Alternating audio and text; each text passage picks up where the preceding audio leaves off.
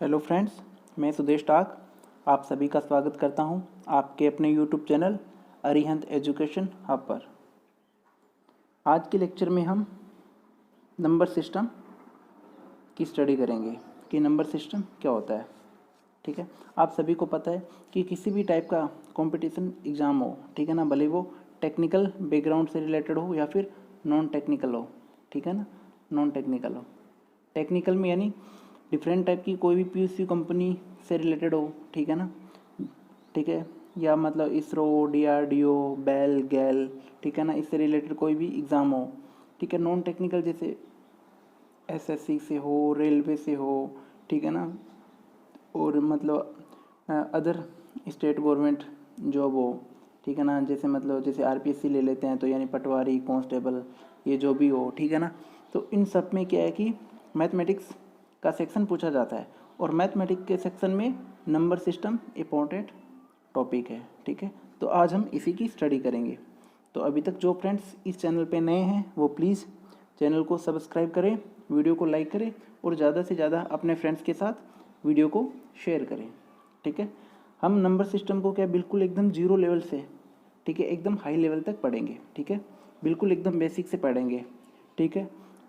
और मैं ये चाहता हूँ कि नंबर सिस्टम को आपको इस तरह से पढ़ा दिया जाए ताकि क्या है कि किसी भी टाइप का एग्ज़ाम दो आप, ठीक है ना, और उसमें अगर नंबर सिस्टम टॉपिक मेंशन है, ठीक है, तो उससे रिलेटेड कोई सा भी अगर क्वेश्चन आपके सामने आए तो वो सारे क्वेश्चन आप नंबर सिस्टम से रिलेटेड कर सको, ठीक है। तो अब हम शुरू करते हैं अपनी वीडियो को, ठीक है।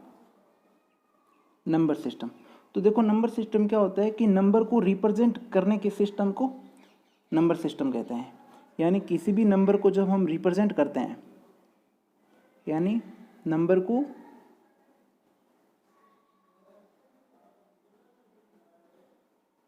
रिप्रेजेंट करने के सिस्टम को ही हम नंबर सिस्टम कहते हैं। और नंबर सिस्टम को हम क्या है कि अलग अलग सिस्टम के द्वारा इसको रिप्रेजेंट कर सकते हैं। जैसे फॉर एग्जांपल देखो, जैसे किस टाइप से हम कर सकते हैं, डेसिमल सिस्टम यानी दशमलव पद्धति, नंबर सिस्टम यानी संख्या पद्धति। तो क्या है, नंबर को रिप्रेजेंट करना, तो डेसिमल सिस्टम से हम किसी भी नंबर को रिप्रेजेंट कर सकते हैं, ठीक है। इसके अलावा बाइनरी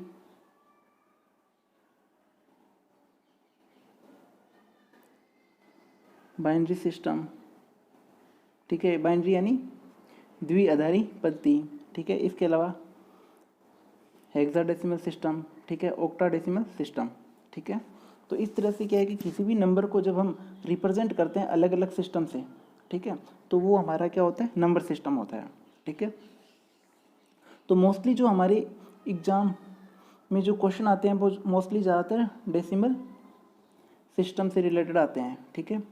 और कभी कभी बाइनरी सिस्टम से रिलेटेड भी क्वेश्चन आ जाता है कि डेसिमल को बाइनरी में कन्वर्ट करो या बाइनरी को डेसिमल में या डेसिमल टू बाइनरी, ठीक है ना। इस तरह से कई बार क्वेश्चन पूछ लिया जाता है। तो अपन मोस्टली इन्हीं दोनों सिस्टम पे अपन क्या है कि ज़्यादा कमांड इसी पे रहेगी, बट क्या है कि सारे एक बार जो कन्वर्जन है मैं आपको वो भी बता दूंगा साथ ही साथ, ठीक है। तो नंबर सिस्टम, अभी आपने क्या जाना कि नंबर सिस्टम क्या होता है कि नंबर को रिप्रेजेंट करने के लिए जो सिस्टम होता है, ठीक है, उसको हम नंबर सिस्टम बोलते हैं, यानी संख्या पद्धति। और नंबर को हम किसी भी नंबर को हम क्या कि अलग अलग सिस्टम से रिप्रेजेंट कर सकते हैं, जैसे decimal system, binary system, hexadecimal system और ऑक्टाडेसिमल सिस्टम, ठीक है। तो देखो अब मान लो कि कोई नंबर है, ठीक है, मैंने कहा कि किसी भी नंबर को रिप्रेजेंट करना नंबर सिस्टम है। तो फॉर एग्जांपल मान लो कि आपके पास कोई नंबर है, जैसे 4 5 6 7 ये आपका कोई नंबर है। तो क्या है कि जब हम किसी भी नंबर को रिप्रेजेंट करते हैं तो वो नंबर सिस्टम, और कोई भी जब हम नंबर को रिप्रेजेंट करते हैं तो उसमें क्या है कि हम एक नंबर को कैसे रिप्रेजेंट कर सकते हैं, फेस वैल्यू से और प्लेस वैल्यू से, ठीक है ना। बिल्कुल बेसिक है, बिल्कुल हम, मैंने कहा कि बिल्कुल बेसिक से पढ़ेंगे अपन, ठीक है। तो ये बिल्कुल बेसिक है भाई, किसी भी नंबर को जब हम रिप्रेजेंट करते हैं तो उसको हम फेस वैल्यू और प्लेस वैल्यू से रिप्रेजेंट कर सकते हैं। तो फॉर एग्जांपल अब मैं आपको बोलता हूँ कि फेस वैल्यू, फेस वैल्यू क्या होती है, यानी अंकीय मान, अंकीय मान, ठीक है। फेस वैल्यू होती है आपकी अंकीय मान। जैसे मैं कहूँ कि 4 का अंकीय मान क्या होगा, यानी 4 की फेस वैल्यू क्या होगी, तो यानी 4 की, यानी 4 की फेस वैल्यू कितनी है, 4। इसी तरह मैं कहूँ कि 5 की फेस वैल्यू क्या होगी, तो 5 की फेस वैल्यू 5 होगी। इसी तरह 6 की 6 होगी, और 7 की फेस वैल्यू यानी 7 होगी, ठीक है। इसी तरह होता है, एक होती है प्लेस वैल्यू, एक फेस वैल्यू और second place value, place value. और प्लेस वैल्यू को हम बोलते हैं स्थानीय मान, स्थानीय मान, ठीक है। तो देखो, अगर मैं आपसे पूछूं कि 4 का स्थानीय मान क्या है, यानी प्लेस वैल्यू ऑफ 4, ठीक है, तो इस केस में कितनी हो जाएगी, यानी 4 की प्लेस वैल्यू, और 4 के बाद में जितने भी डिजिट होंगे उतने आप 0 लगा दो, तो ये हो जाएगा 4 का स्थानीय मान, यानी प्लेस वैल्यू ऑफ 4। इसी तरह आपसे 5 की पूछी जाए तो 5 की कितने होगी, 5, और इसके बाद में कितने डिजिट, 2, तो 2 0। इसी तरह 6 की प्लेस वैल्यू क्या हो जाएगी, 6 के बाद में एक डिजिट है तो 1 0, और 7 की फेस वैल्यू और प्लेस वैल्यू 7 ही होगी, यानी आपका जो यूनिट डिजिट होगा, ठीक है ना, उसकी प्लेस वैल्यू और फेस वैल्यू दोनों इक्वल होती है, ठीक है। तो 7 का जो फेस वैल्यू है वो 7 होगी, और जो प्लेस वैल्यू है 7 की वो भी 7 होगी, ठीक है। तो मैंने आपको कहा कि बिल्कुल अपन बिल्कुल बेसिक से पढ़ेंगे, ठीक है, नंबर सिस्टम को, और एकदम बिल्कुल बेसिक से फिर हम धीरे धीरे एडवांस लेवल तक इसकी स्टडी करेंगे, ठीक है। अब हम पढ़ते हैं क्लासिफिकेशन ऑफ नंबर सिस्टम, ठीक है ना, कि हम नंबर सिस्टम को कैसे क्लासिफाइड करेंगे, ठीक।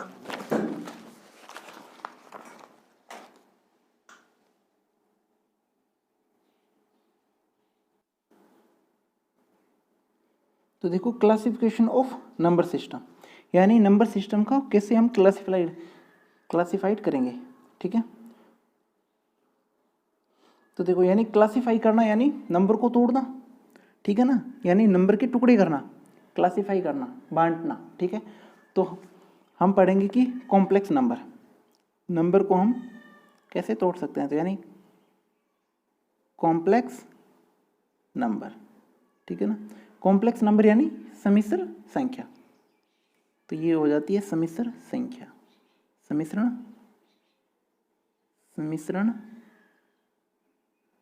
संख्या, ठीक है। अब देखो, हम जो कॉम्प्लेक्स नंबर होता है, ठीक है, जो सम्मिश्रण संख्या होती है, ठीक है, वो 2 टाइप की होती है, ठीक है। एक होती है रियल नंबर, और एक होता है इमेजिनरी नंबर, ठीक है ना।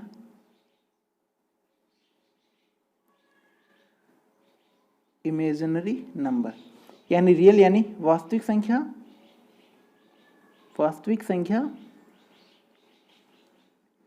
और काल्पनिक संख्या। आपको मैं बता दूं कि काल्पनिक संख्या किसी टाइप की कोई काल्पनिक संख्या नहीं होती है, कहीं भी एग्जिस्ट नहीं करती है, ठीक है ना।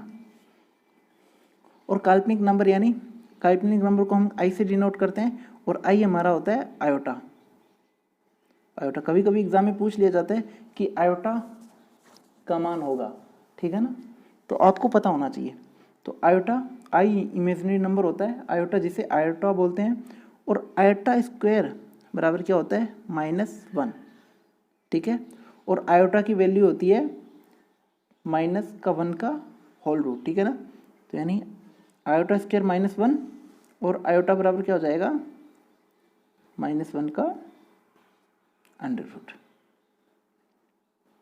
ठीक है। यानी हमने पढ़ा कि क्लासिफिकेशन ऑफ नंबर सिस्टम में हमने क्या देखा कि जो हम किसी भी नंबर को बांटते हैं, तोड़ते हैं उसको, ठीक है ना, उसका क्लासिफाई करते हैं, ठीक है ना, तो वो क्या होता है कि एक कॉम्प्लेक्स नंबर होता है, उसको हम 2 भागों में तोड़ते हैं, ठीक है। एक रियल होता है और एक इमेजिनरी होता है, ठीक है।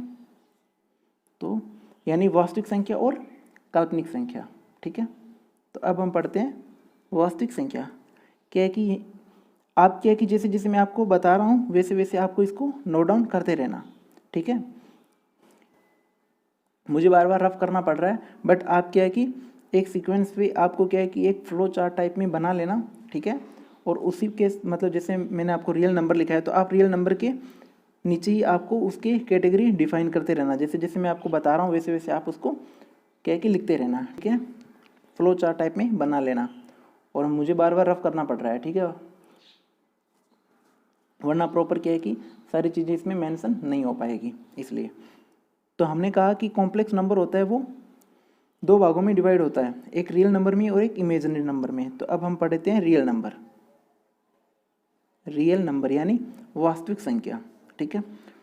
और जो हमारी वास्तविक संख्या होती है, ठीक है, जो हमारी वास्तविक संख्या होती है वो दो टाइप की होती है, ठीक है।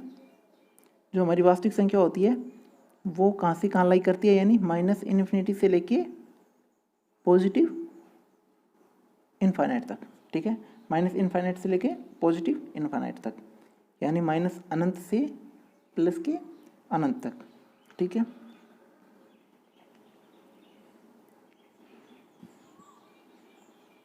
और इसको हम दो कैटेगरी में डिवाइड कर देते हैं, ठीक है। फर्स्ट होता है आपका जो रियल नंबर होता है, ठीक है, वो डेसिमल। डेसिमल और सेकंड टाइप का जो रियल नंबर को हम बांटेंगे वो होगा इंटीजर।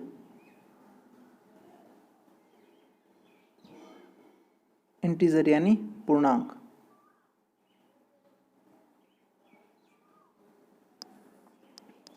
पूर्णांक। तो अभी आपने क्या देखा कि जो वास्तविक नंबर होता है, जो रियल नंबर होता है, वो माइनस इनफाइनाइट से लेके पॉजिटिव इनफाइनाइट तक होता है, ठीक है।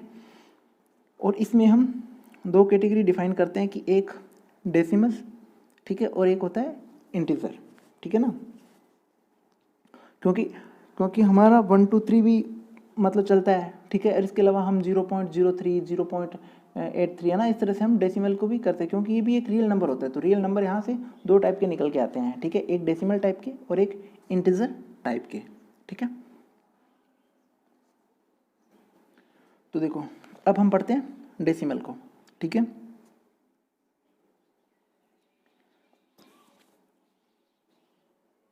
तो देखो डेसिमल, डेसिमल, ठीक है।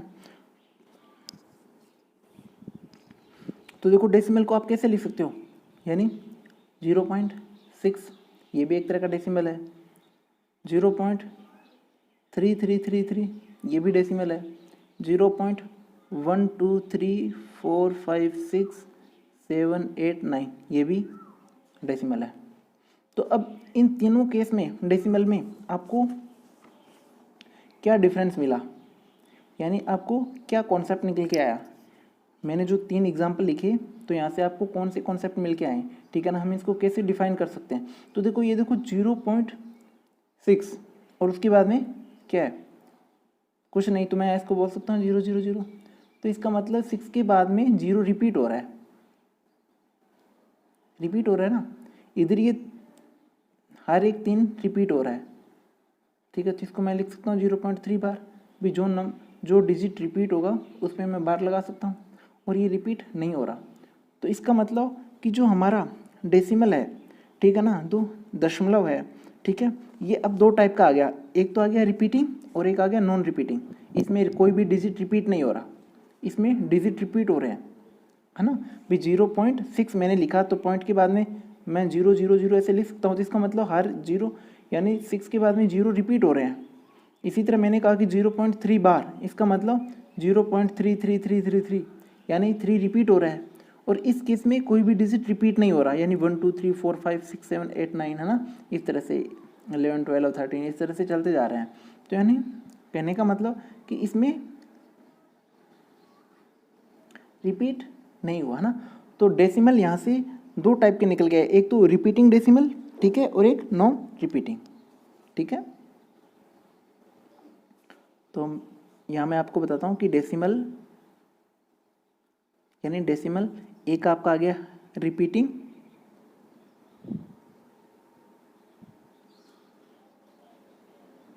रिपीटिंग और एक non repeating, non repeating. Repeating का मतलब होता है पुनरावृत्ति, है ना। तो डेसिमल में है ना, कुछ डेसिमल्स क्या है कि पुनरावृत्ति होती रहती है और किसी में पुनरावृत्ति नहीं होती, ठीक है। तो अब देखो जो रिपीटिंग होगा, जैसे मैंने कहा कि 0.3 बार, इसका मतलब 0.3333 ऐसे रिपीट हो रहा है, ठीक है ना। या मैंने कहा कि 0.6 के बाद में 000, है ना। तो जो रिपीट हो रहा है, तो रिपीटिंग उससे वो टर्मिनेटिंग भी होते हैं, क्योंकि इनको हम हटा सकते हैं। जैसे 0.3 बार उठाएंगे तो 3/9 आ जाएगा, है ना। तो इस तरह से यानी हम रिपीटिंग वैल्यू को हम टर्मिनेट कर सकते हैं, यानी उसको समाप्त कर सकते हैं, ठीक है। और साथ में आपने क्या देखा कि ये 0.6 है, इसको मैं क्या लिख सकता हूँ, यानी 6/10 लिख सकता हूँ ना। भाई पॉइंट हटाया तो 1 और उसके बाद में डिजिट था तो 10, है ना। तो यानी 0.6 को मैं 6/10 के रूप में भी तो लिख सकता हूँ। इसका मतलब ये हुआ कि जो हमारा डेसिमल है, ठीक है, वो दो टाइप का होता है। एक तो होता है रिपीटिंग टाइप का और एक होता है नॉन रिपीटिंग का। और जो रिपीटिंग डेसिमल रिपीटिंग टाइप का होता है वो टर्मिनेटिंग टाइप का भी होता है, यानी उसको हटा भी सकते हैं, और वो P/Q के फॉर्म में भी तो होता है ना। ये भाई ये रिपीटिंग जो है ये P/Q की फॉर्म में भी तो है ना। और जो P/Q की फॉर्म में होते हैं उसे हम क्या बोलते हैं, रेशनल नंबर, यानी परिमेय संख्या, ठीक है। इसी तरह हमारा जो नॉन रिपीटिंग नंबर होगा, ठीक है, वो नॉन टर्मिनेटिंग होगा, क्योंकि उसको हटा नहीं सकते। कि अगर मान लो कि 0.1 2 3 4 5 6 इनमें कोई सा भी नंबर हम हटा नहीं सकते, है ना। इसका मतलब ये नॉन टर्मिनेटिंग हो गया, यानी इसके किसी भी डिजिट को समाप्त नहीं कर सकते, ठीक है, ठीक है। तो ये हो जाता है इरेशनल नंबर, ठीक है। और जो रिपीटिंग होता है उसको हम P/Q के रूप में लिख सकते हैं, और ये हो जाता है हमारा रेशनल नंबर, ठीक है।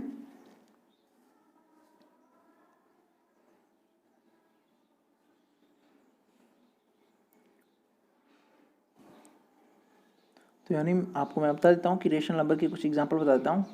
रेशनल नंबर यानी परिमेय संख्या, और इरेशनल नंबर अपरिमेय संख्या, ठीक है ना। इरेशनल नंबर यानी अपरिमेय संख्या, ये होती है परिमेय संख्या, ठीक है, और ये अपरिमेय संख्या। तो मैंने कहा कि परिमेय संख्या क्या होती है, यानी जो डेसिमल की रिपीटिंग होती है ना। तो 0.6 जीरो रिपीट हो रहा है, तो इसका मतलब ये 6/10 P/Q की फॉर्म में, तो इसका मतलब ये क्या हो गया, एक रेशनल नंबर। इसी तरह 0.3 बार, इसका मतलब इसको कैसे लिख सकते हैं, 3/9, तो ये भी क्या हो गया, परिमेय संख्या, ठीक है। इसी तरह अपरिमेय संख्या यानी पाई। अब ये मोस्ट इंपॉर्टेंट क्वेश्चन है, यहाँ से मैक्सिमम स्टूडेंटों को कई बार कंफ्यूजिंग होती है कि पाई परिमेय संख्या है या फिर अपरिमेय संख्या है। तो मैं आपको बता दूं कि पाई एक अपरिमेय संख्या है। क्यों, क्योंकि पाई की वैल्यू रिपीट नहीं होती, और जो हम पाई का मान 22/7 लिखते हैं, है ना, वो इसके इक्वल नहीं होता, वो सिर्फ इसके अप्रोक्सीमेट होता है। जो पाई हम बोलते हैं कि पाई बराबर 22/7 होता है, तो ये पाई बराबर 22/7 नहीं होता, ये इसका अप्रोक्सीमेट मान है कि लगभग इतना होता है। बट पाई का मान 3.14 इस तरह से क्या है कि ये चलता रहता है, ठीक है ना, तो ये रिपीट नहीं होता, ठीक है। तो इसलिए ये अपरिमेय संख्या होती है, और जो 22/7 होती है वो आपका परिमेय संख्या होती है। तो अगर कभी क्वेश्चन पूछा जाए कि पाई 1 है, तो पाई एक परिमेय संख्या है, और 22/7 पूछा जाए तो 22/7 एक परिमेय संख्या है, ठीक है।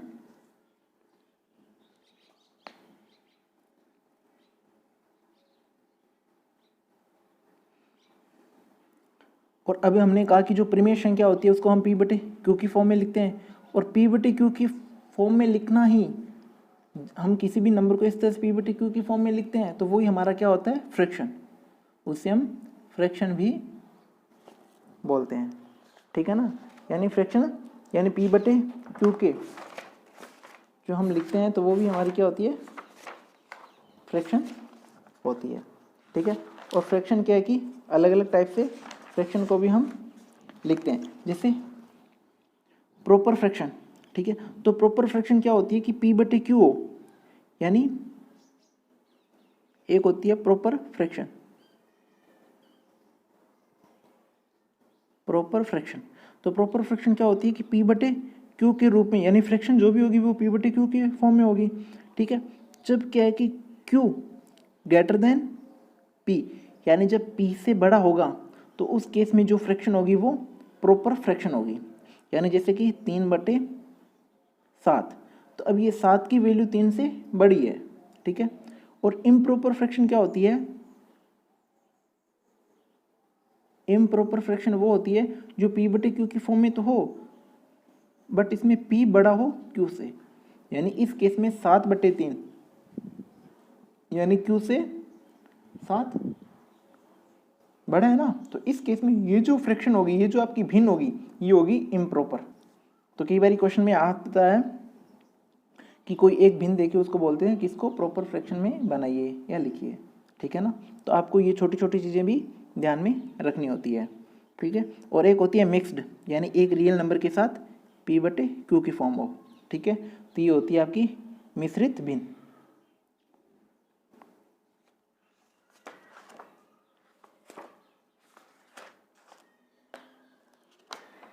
देखो अब हम चलते हैं आगे इंटीजर, क्योंकि सबसे पहले हमने पढ़ा कि कॉम्प्लेक्स नंबर, सबसे पहले हमने देखा कॉम्प्लेक्स नंबर। कॉम्प्लेक्स में हमने देखा कि जो कॉम्प्लेक्स नंबर है वो रियल नंबर और इमेजिनरी नंबर से मिलकर बना होता है।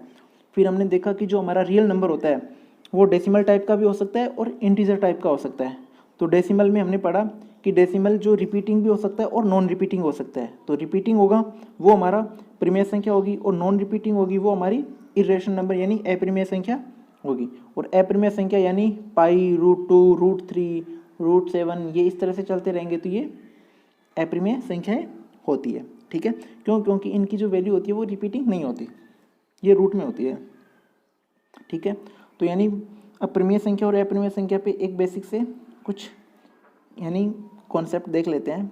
यानी अगर एग्जाम में कई बार क्वेश्चन आ जाता है, ठीक है ना, तो देखो सबसे पहले हम इसको नोट डाउन लिख लेना, नोट करके मोस्ट इंपॉर्टेंट है। यहाँ से कई बार एग्जाम में क्वेश्चन पूछ लिया जाता है कि ए और बी के बीच में परिमेय संख्या क्या होगी।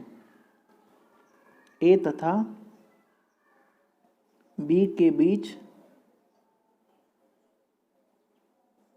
परिमेय संख्या बताइए, परिमेय संख्या बताइए। ठीक है, तो ए और बीच की परिमेय संख्या बताइए।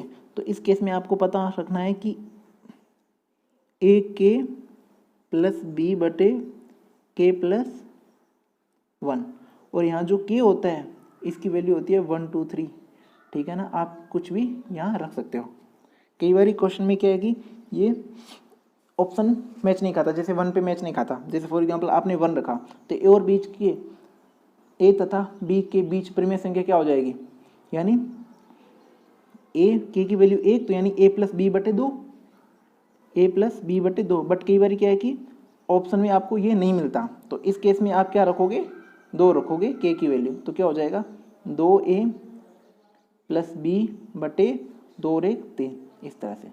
तो आपको ये बेसिक जो स्टैंडर्ड फॉर्मेट है इसको आपको पता रखना है कि किन्हीं दो नंबर के बीच में हम परिमेय संख्या को कैसे डिफाइन करते हैं। ठीक है, इसी तरह आपका ए और बी के बीच अपरिमेय संख्या, जैसे ए तथा बी के बीच अपरिमेय संख्या, अपरिमेय संख्या। ठीक है ना, तो इस केस में क्या हो जाएगा, यानी ए बी का रूट। ठीक है ना, ए बी का रूट। अब ए बी का रूट फॉर एग्जांपल मान लो कि 4 और 9 के बारे में पूछ लिया, 4 और 9 का पूछ लिया कि 4 और 9 के बीच में अपरिमेय संख्या क्या होगी। तो इस केस में तो 9 चौके 36 और 36 का रूट 6, परफेक्ट हो गया ना। तो यानी ये तो एक इस तरह का एक रियल नंबर आ गया। ठीक है, हमने कहा कि परिमेय संख्या क्या है कि रूट में चलती है।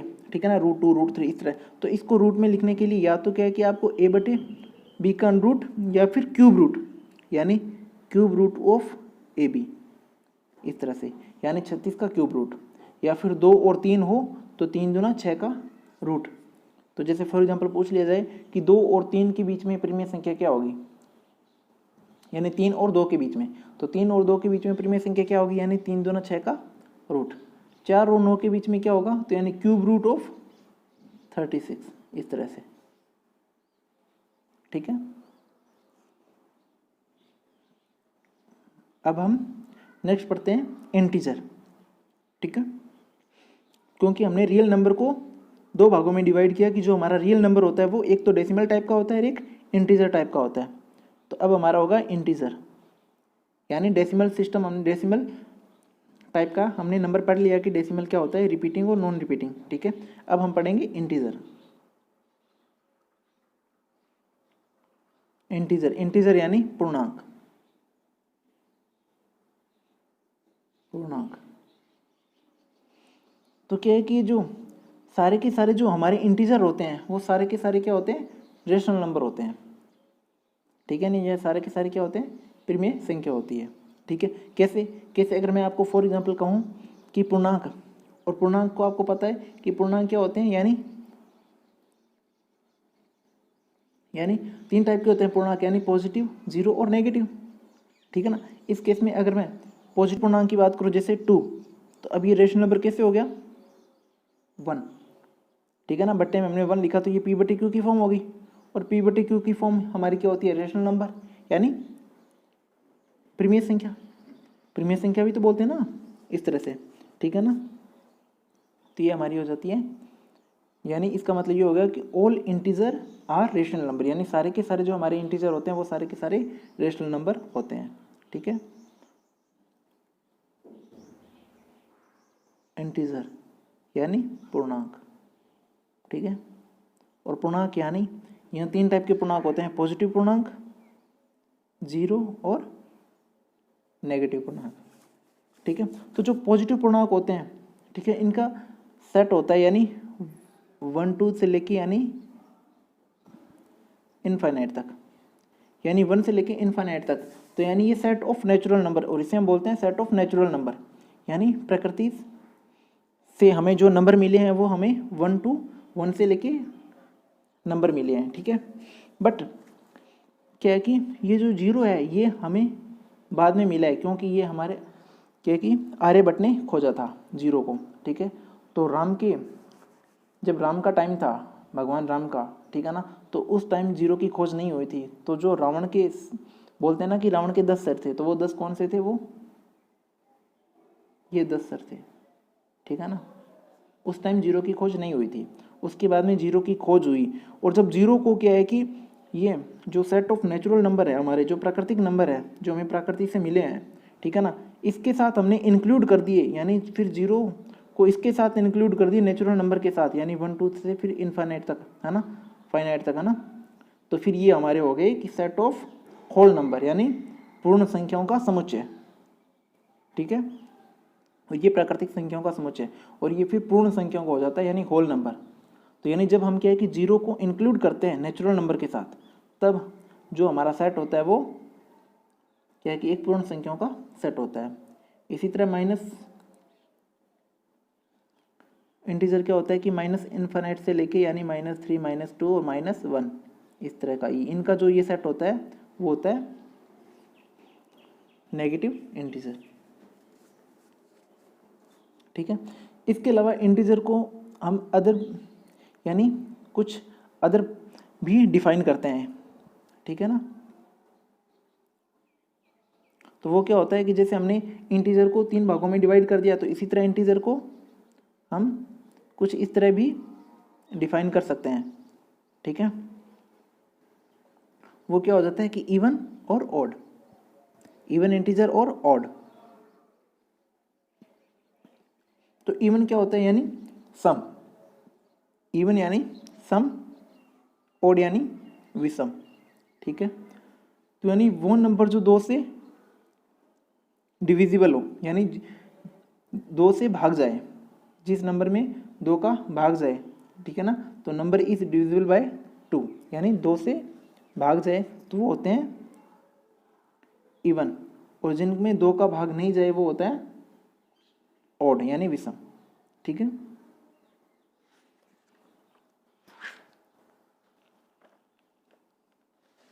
अब आगे देखो, हमने का इंटीजर पढ़े, यानी इंटीजर हमने 3 टाइप से पढ़े, पॉजिटिव, जीरो, नेगेटिव, है ना। तो हम पढ़ते हैं पॉजिटिव इंटीजर। ठीक है, यानी पॉजिटिव इंटीजर यानी धनात्मक पूर्णांक। ठीक है, और धनात्मक पूर्णांक हमारे 3 टाइप के होते हैं। ठीक है, एक होता है प्राइम नंबर यानी अभाज्य संख्या, अभाज्य संख्या। ठीक है, सेकंड हमारा होता है कंपोजिट नंबर यानी भाज्य संख्या, ठीक है, और थर्ड जो होता है वो होता है हमारा 1। अब 1 कैसे? क्योंकि हमने कहा कि प्राइम नंबर यानी प्राइम नंबर की डेफिनेशन क्या होती है कि वो नंबर जिनके केवल 2 फैक्टर हो, यानी ऐसे नंबर जिनके केवल 2 फैक्टर हो। और 2 फैक्टर कौन कौन से?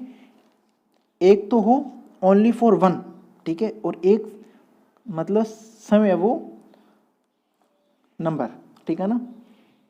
तो इस केस में क्या है कि 1 की बात करूं, ठीक है ना, हमने कहा कि पॉजिटिव इंटीजर होते हैं वो 1 से स्टार्ट होते हैं। भाई हमने कहा कि जो हमारे पॉजिटिव इंटीजर है वो 1 से लेके फाइनाइट तक, ठीक है, यानी 1 से शुरुआत हुई, यानी 1 2 3। तो अगर हम 1 को लेंगे तो 1 का जब हम प्राइम यानी 1 के 2 फैक्टर नहीं होते, क्यों? क्योंकि 1 का एक ही फैक्टर होता है 1, ठीक है। और प्राइम नंबर हमारा वो होता है जिसका क्या है कि 2 फैक्टर हो, केवल 2 फैक्टर हो, ओनली फॉर 2 फैक्टर, ठीक है।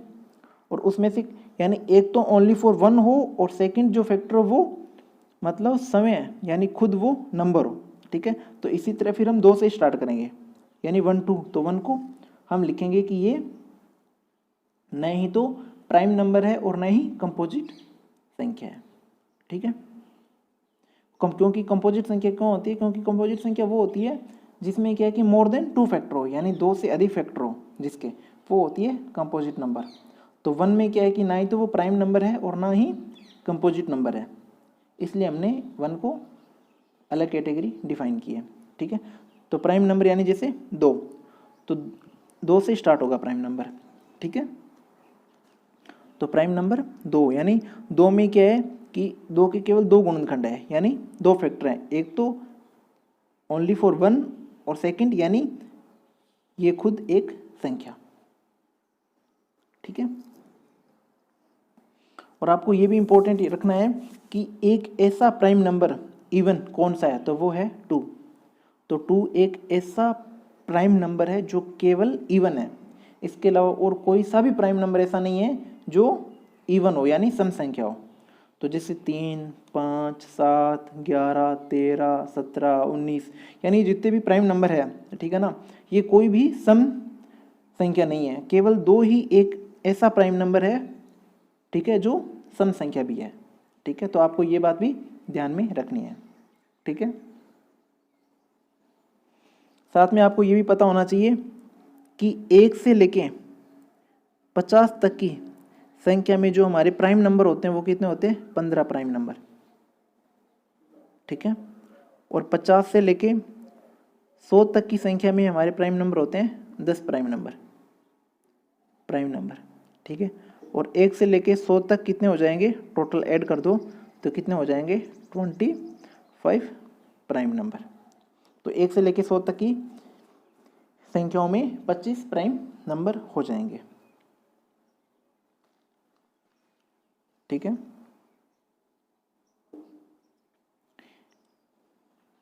अब कुछ और मोस्ट इंपॉर्टेंट टर्म है, देखो, जैसे कि रिलेटिवली प्राइम यानी सापेक्षिक अभाज्य,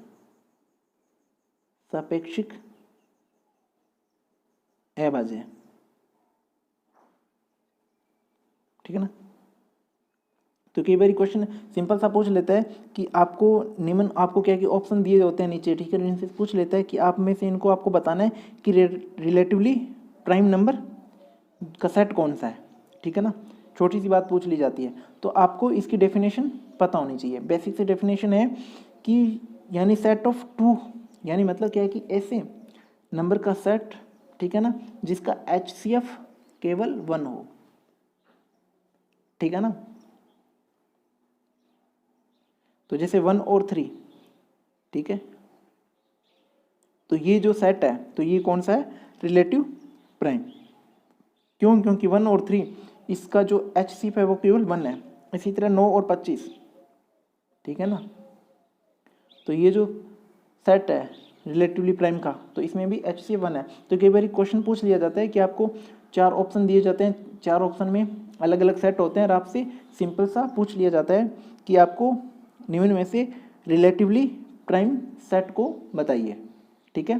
तो आपको पता होना चाहिए कि जो रिलेटिवली यानी सापेक्षिक अभाज्य का जो सेट होगा, यानी तो उन दो नंबरों का सेट होगा जिनका HCF केवल 1 हो, यानी मेंस है, ठीक है। अगली टर्म है को प्राइम नंबर। को प्राइम नंबर यानी सह अभाज्य संख्या, सह अभाज्य संख्या। तो इसमें क्या होता है कि ओनली फॉर 2 प्राइम नंबर का जो सेट होगा उसको हम बोलते हैं को प्राइम नंबर, ठीक है ना। जैसे 2 और 3, तो ये